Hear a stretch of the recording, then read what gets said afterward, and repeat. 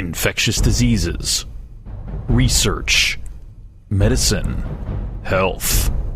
Welcome to Outbreak News Interviews. And now, broadcasting from the Outbreak News Skylar Studios in beautiful West Central Florida, here is your host, microbiologist and editor of OutbreakNewsToday.com, Robert Harriman. Well, hey everybody, this is Robert, and welcome to Outbreak News Interviews. Now, congenital cytomegalovirus, or CMV, infection is arguably the most common preventable cause of neonatal disability in the United States. It affects more than 30,000 children a year. Now, my guest today started a Change.org petition advocating for congenital CMV to be added to the Recommended Uniform Screening Panel, or the RUSP. So here to talk more about CMV, the petition, and the work of the National CMV Foundation is the president and CEO, Kristen Hutchinson Spytek. Hi, Kristen. Welcome to the show, ma'am. Hi. Thank you so much for having me. You bet. Well, before we jump into the petition, I'd like to give a nice introduction to the audience. What is cytomegalovirus, or CMV? Yes, so CMV is actually a member of the herpesvirus family, and it is extremely common in terms of transmission. So it's very, very easy to come into contact with this virus. It's typically harmless to the general population, and in fact, more than half of adults by the age of 40 have had a CMV infection and likely didn't know it. Typically presents as a cold or flu. But for babies in utero and the immunocompromised population, CMV can be extremely serious. So if a pregnant woman acquires an active infection before or during pregnancy, or has a reactivation or reinfection, and then the virus passes through the placenta to the developing baby, the baby may become infected with congenital CMV. And as you mentioned, congenital CMV affects 1 in 200 babies, which totals approximately 30,000 babies per year that we know of in the United States. Right, and the effect of this is very devastating to the neonate, very similar to, say, rubella or German measles. That is correct. There is a very wide variety of outcomes and symptoms that may present. As of right now, we know that 6,000 or so per year will have permanent deficits and disabilities.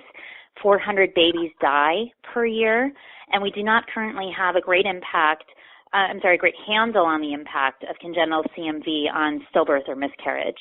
But the range of outcomes can be anything from hearing loss to vision impairment, cerebral palsy, epilepsy, failure to thrive, feeding and sensory issues, vestibular issues, etc. Yeah. Really serious stuff. Let's go ahead and switch gears to the petition that you put out there on Change.org. And it says that you're advocating for congenital CMV to be added to the RUSP. Kristen, what is the RUSP and why is this important? Yeah, so it is the Recommended Uniform Screening Panel. We call it the RUSP. It's a list of disorders that the Secretary of the Department of Health and Human Services recommends for states to screen as part of their state universal newborn screening program. So it is recommended that every newborn be screened for all disorders on the RUSP. There is a very vigorous process in terms of adopting or admitting a disorder or disease to the RUSP. And so we are just in preliminary stages, but we're very excited to finally nominate congenital CMV to be part of this panel. And with this nomination, if it does in fact proceed through the various steps, which could take anywhere from 1 to 3 years, then most states usually do immediately adopt the screening for those disorders.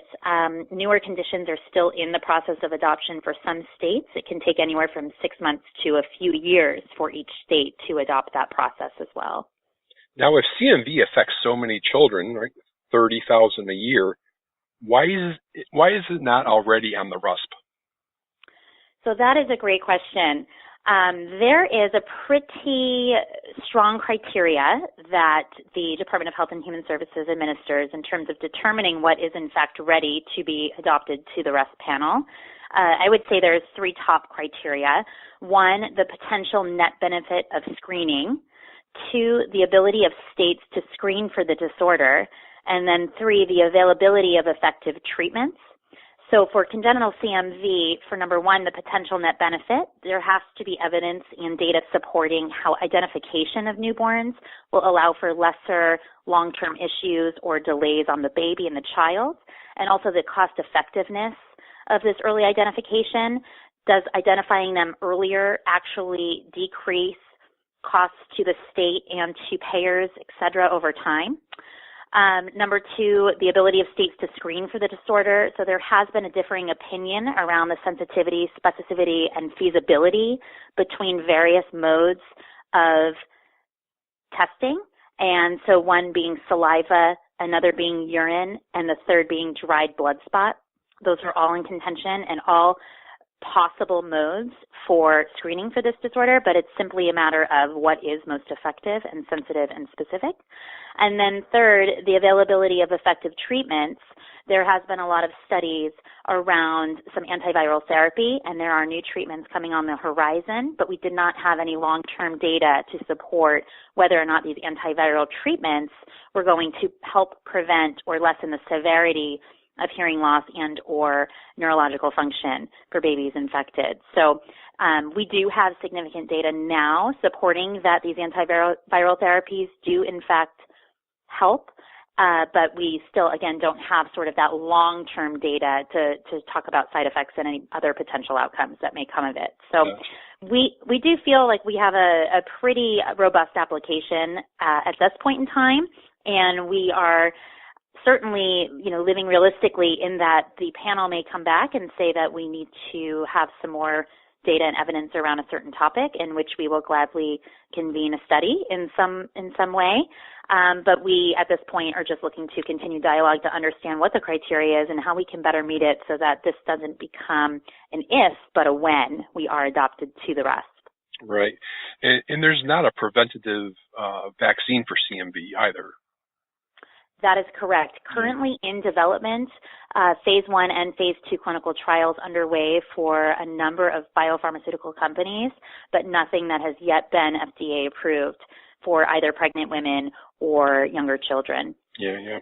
How close are you to your goal on the petition so far? Pretty good. I mean, we have been up and running now for about a week and a half. There is a meeting of the committee, so the Advisory Committee on Heritable Disorders in Newborns and Children. They are the one that govern this by the Secretary of Health and Human Services, and they have a meeting April 23rd, 24th. So my potential goal is to get to 10,000 signatures. We're currently at about 6,000 in a week and a half. So I'm really optimistic that we can get close to that 10,000 and just simply show them and demonstrate how important this is and how the general public is looking for answers. Okay, well, lastly, what I want to do is give you a chance to talk about the work of the CMV Foundation. What do you guys do? Absolutely. So we were founded in July of 2014. We are the only organization that is doing education and research funding for congenital CMV.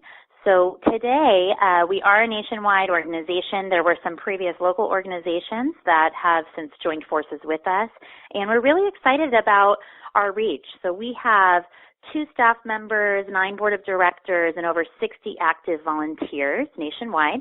We do a lot around funding early career researchers in both infectious disease fields as well as others that touch on CMV, whether it's related to treatment, diagnosis, screening, or prevention education. We also have some programs around education and outreach to various audiences, including the general public, healthcare providers, and child care providers. It's very common for someone who works with young children to acquire this virus while pregnant. So we do have an entire training and education program that is facilitated and targeted towards that audience. We also do several public health mini grants. So we work with state teams, departments of health, as well as other nonprofits that are like-minded, and we help fund some of their efforts to conduct education and outreach within their communities. And we have a set of measures of success and mechanisms in which to evaluate those programs. And we just do other sort of grassroots efforts, both awareness raising as well as education based around the states in various locales through our Community Alliance program, which is a set of ambassadors who are sort of leading the charge in their areas and partnering with folks and trying to figure out protocols with various institutions and collaborate with multidisciplinary teams and try and get on the same page about how we're effectively communicating about congenital CMV. So our goal is really to educate, to get the word out, to hopefully lower the rate of incidence of babies being born with congenital CMV. Yeah, some great work there. So where can people find you if they want to check out your work or to help out financially or otherwise? Excellent. So we are on the web. Our website is www.nationalcmv.org. We are also on Facebook as well as Instagram and Twitter at National CMV. And we are constantly producing stories of, children with CMV as well as the latest research and data that's coming out of the field and other community events that people can participate in. So please look for us. Sure. And to the audience, I will link to these sites when I publish the podcast later. And I want to thank you, Kristen, for sharing this information with the audience, and good luck with your petition. Fantastic. Thank you so much. We're really excited about where we're headed, and we look forward to significant change in this field in the next few years. And June is CMV Awareness Month, so please get the word out and let as many people know as possible about this virus and how to make sure to take care of yourself if you are in fact pregnant. Very good. Thank you, Kristen. Thanks so much.